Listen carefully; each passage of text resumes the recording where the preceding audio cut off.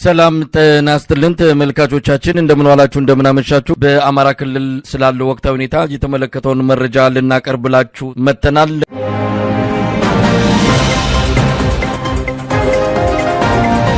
በአማራ ክልል ምዕራብ ጎጃም የሚገኘው ግዙፉ የወታደራዊ ማሰልጠኛ ካምፕ ብር ሸለቆ በፋኖች ጥቃት ተፈጸመበት። ዛሬ በኢትዮጵያ ሰዓት አቆጣጠር እኩለ ቀን እንዳለፈ በተፈጸመው በዚሁ ጥቃት የወታደራዊ ማሰልጠኛ ካምፑ በርካታ ይዞታዎች በሞርታር መመታታቸውን ያገኘነው መረጃ ያመለክታል። ሰሞኑን ከፍተኛ ቁጥር ያለው ምልምል ወታደሮችን እያስገባና እያስወጣ ባለው በብር ሸለቆ ወታደራዊ ካምፕ ላይ የአማራ ፋኖ በጎጃም የፈጸመው ጥቃት ለጊዜው ቁጥራቸው በውል ያልታወቁ ምልምል ወታደሮች እንዲበታተኑና በአቅራቢያቸው ወደሚገኙት ጫካማ አካባቢዎች መሸሻቸውን አርበኛ በለጠ አብርሃም የቋሪት ቀጠና የፋኖ አመራር አባል ለአንከር ሚዲያ ገልጿል። በዛሬው ጥቃት 7 ያህል መስመራዊ መኮንኖች መመታታቸውን በካምፑ ጥቁር አባይ የተሰኘው ግዙፍ መዝናኛ ክበብ መቃጠሉንና የማሰልጠኛ ካምፑ ትልቁ የውሃ ማጠራቀሚያ ታንከር መውደሙን አርበኛ በለጠ ገልጿል። ዝርዝር መረጃ እየተጠበቀ መሆኑንም አርበኛ በለጠ ለአንከር ሚዲያ በሰጠው አጭር ቃለ መጠይቅ ላይ ተመልክቷል።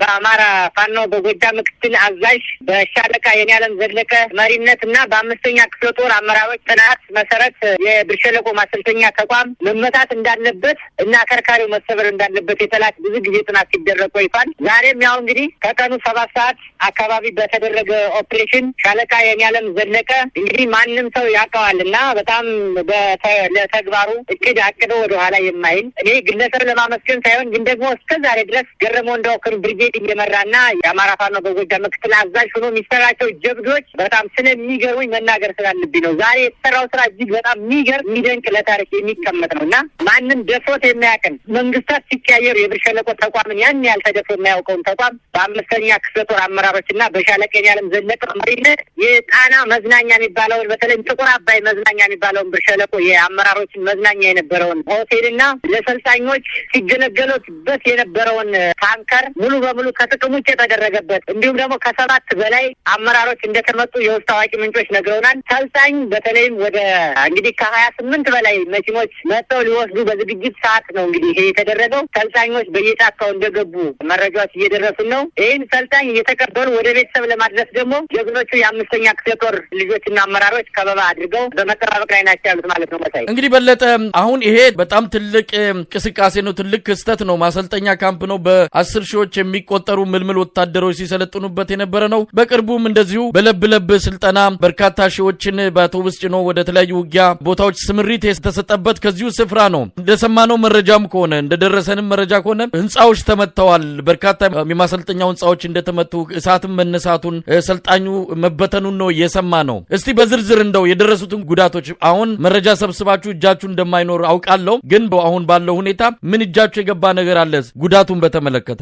ልክ ነው መሳይ፣ እኔ አውቀዋለሁ። ማለት ጥቁር አባይ መዝናኛ ክበብ ማለት በጣም ትልቅ የባለስልጣናት መዝናኛ ነው። እኔ በነገራችን ላይ ብር ሸለቆ 60 ቀን ስልጠና ቁጭ ብዬበት ስለማቅ እያንዳንዱ ቦታ አውቀዋለሁ። ጥቁር አባይ ማሰልጠኝ ጥቁር አባይ መዝናኛ ክበብ ማለት የአመራሮች እያንዳንዱ ሰልጣኝ ከስልጠኛ በኋላ የሚዝናናበት ትልቅ የመዝናኛ ተቋማቸውን የነሱ መከላከያ አመራሮች ከ30 ዓመት በላይ የቆዩ ከ20 ዓመት በላይ የቆዩ የመከላከያ ትልልቅ ጄኔራሎች የሚዝናኑበት ተቋም ሙሉ በሙሉ ወድሟል። ጥቁር አባይ መዝናኛ መናፈሻ ብለው የገነቡት ማለት ነው። ከዛውም ደግሞ እንግዲህ በተለያየ ቦታ በተለያዩ የነጋዴዎች የግብር ተሰብስቦ የመጣን የውሃ ታንከር ማጠራቀሚያ ታንከር እንግዲህ በጣም በሚገርም ሁኔታ ጂፒኤስ የተገጠመለት የሚመስል ሞርተር ተኳሻችን ታርጌት አድርጎ መጥቶባቸዋል ማለት ነው። በዚህ ሁኔታ ሰልጣኞች እንግዲህ በባለፈው መሳይ ዘገባ ሰጥተበታል። ብር ሸለቆ ማሰልጠኛ ተቋም ሳይሆን ሌሎች ተቋሞችም የሚገቡ ሰልጣኞች የመከላከያ ዓላማ ስላልገባቸው እየተበተኑ እንደነበረ ነግረናል እና ከዛም አልፎ ዛሬ ተመርቀው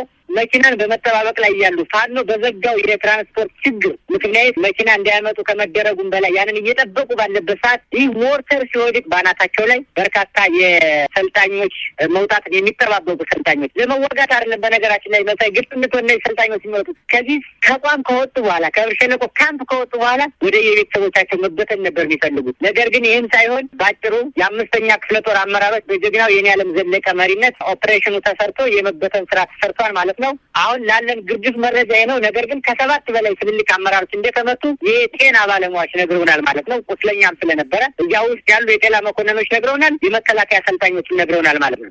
በማስረጃ አስረግጠን ማን የሚባል ኮሎኔል ማን የሚባል ጀነራል ተመታ የሚለውን መታወቂያቸውንም እያየን ከዛ ውስጥ ቀጣይ ሙሉ ዝርዝር መረጃውን የምናቀርብ ሲሆን ለአሁኑ ግን መንግስትን እጅግ መንግስት የሚባል ባይኖር በኢትዮጵያ ውስጥ ይህ አሸባሪ ወሮበላ ሰልጣኝ የነ ብርሃኑ ጁላ ስብስብ እጅግ ቆሽቶ ያረረበት ቀን ነበር ማለት ነው። አርበኛ በለጠ እንግዲህ ይሄ ትርጉሙ ቀላል የሚባል አይደለም። ማሰልጠኛ ካምፕኒ ብር ሸለቆ ታሪካዊ የሆነ አሁን እንደምንሰማው ከሆነ ከወታደራዊ ማሰልጠኛነቱ ባሻገር በብዙ ሺህ የሚቆጠር የአማራ ብሔር ተወላጆች በፖለቲካ ምክንያት የሚታሰሩበት እስር ቤትም የሆነ ስፍራ እንደሆነ ነው የሚታወቀው። እንደው ከጉዳት አንጻር ነው እነዚህ ሰሞኑንም የገቡ እንዳሉ ከ700 በላይ የአማራ ብሔር ተወላጅ የሆኑ ባለሀብቶች፣ ምሁራን እንደዚሁ አክቲቪስቶች የታሰሩበት ሁኔታ ነው ያለውና የነዚህ ሁኔታ የሚታወቅ ነገር አለ ወይ? ተለቀቁ በዚህ አጋጣሚ የሚለውን ነገር መረጃው አላችሁ ወይ? በአጠቃላይ ከጥቃቱ በኋላ ስለሆነው ነገር የሰማችሁት ነገር ካለም እንደው ባጭሩ መንገር ከተቻለ። መሳይ ይሄ ተቋም የአሜሪካው ጓንታናሞ የኢትዮጵያው ጓንታናሞ ብር ሸለቆ ነው ያለው። ብር ሸለቆ ነው ያለው። የኢትዮጵያው ጓንታናሞ ብር ሸለቆ ተቋም ነው። እዛ ውስጥ የማይንኮላሽ የለም። እዛ ውስጥ የማይታሰር የለም። እዛ ውስጥ የማይሰቃይ፣ እዛ ውስጥ ሻማ የማይንጠፈጠፍበት የለም። ለምሳሌ ሰሞኑ ፍኖተ ሰላም ፋኖ ሲገባ ማረሚያ ቤት ባዶ ነው፣ ሰው የለውም። ቢኮዝ ጠቅላላ እዚያ ገብተዋል ማለት ነው። ስለዚህ ለኢትዮጵያ የሚያስብ ከሆነ ለአማራ የሚያስብ ከሆነ ተቆርቋሪ የሆኑ ሰዎች የሚንኮላሹበት ተቋም ይሄ ነው። ያለ ፍላጎቱ ኢቭን ከሰልጣኙ ልምጣለ ይህ አሸባሪ ቡድን ይህ ወራሪ ቡድን እኮ ምንም የስልጠና እውቅና ሳይኖራቸው በባለፈው እንዳልኩ እያፈነ የሚያመጣቸው ህጻናት የሚንኮላሹት እዚያ ነው። ስልጠናው አልገባኝም። ለምንድን ነው የምንሰለጥነው? እኛ ፍላጎት የለንም። መከላከያ መሰልጠን ካሉ የሚገደሉ የሚቀበሩ እዛው ነው። ቢኮዝ ቦታውን አንተ አታውቀው ይሆናል እንጂ እጅግ በጣም በጫካ የተሸፈነ ቦታ ነው። እነ ሩሲያ የሰሩት በደርግ ጊዜ ኪስታን ነው ያለው። ሰው የማይቀበርበት የለም። የፖለቲካ ተቃዋሚ ከሆነ እዚያ ሄዶ ነው የሚረሸነው። አጥንት እንኳን እንዳይታይ መቅበሪያ ቦታ አለ የራሱ። አሁን ታራሚዎች የተደረሱ ጣይሉም ላይወጡ ይችላሉ። ቢኮዝ ተቆልፎባቸው ነው የሚለው። ግራውንድ ማሰሪያ ያለበት ተቋም ነው፣ ማስፈቃያ ያለበት ተቋም ነው። ይህንን አንደኛ በጣም ሙቀት ነው። ብር ሸለቆ ማለት እጅግ በጣም ሙቀት ነው። እንኳን ታስረ መሳይ እንኳን ግራውንድ ውስጥ ገብተህ ብር ሸለቆ ለመቀመጥ በራሱ በጣም መስዋዕት የሚያስከፍል እጅግ በረሃ የሆነ ቦታ ነው። በተለይም ተቋሙ ያለበት ማለት ነው። አሁን ታራሚዎች የት እንደደረሱ ምን እንዳደረጉ አናውቅም። ምናልባት መንግስት የሚባለው አሸባሪ ቡድን እነዚህን ሰዎች በነገራችን ላይ የማይችል ከሆነ ረሽማቸው ሊወጣ እንደሚችል እናውቃለን። ለዚያም ነው ወደዚህ ወሰደ። አንድ ቀን የኛ ፋኖ ወደዚያ ተጠግቶ እንደዛሬው አይነት ጭንቀት ሲፈጠር መጀመሪያ የሚገላቸው እነዚህ ሰዎች ነው። ቢኮ ኢትዮጵያዊ ናቸው። እነዛ ኢትዮጵያ እንዳትፈርስ የሚፈልጉ ሰዎች ናቸው። እና በታራሚዎች በኩል የደረሰን ዝርዝር መረጃ ባይኖርም ትልልቅ የመከላከያ አመራሮችና እጅግ አስፈላጊ የሆኑ ሰዎች እንደተመቱ እናውቃለን። አስፈላጊ የሆነው መዝናኛቸውና የሎጂስቲክ ምንጫቸው እንደተመታና እንደተቃጠለ እናውቃለን። ይህም ደግሞ የእኛ አርሶ አደሮች በዙሪያው እያዩ እየታዘቡ እየነገሩ ነው። ከውስጥ ያሉ ምስጢረኞችም እየነገሩ ነው ማለት ነው። ማንም ከዚህ ትግል ያመለጠ ኢትዮጵያዊ የሆነ ሰው ስለሌለ መረጃውን ሙሉን ደግሞ ነገ በዝርዝር ይሰጡናል ማለት ነው።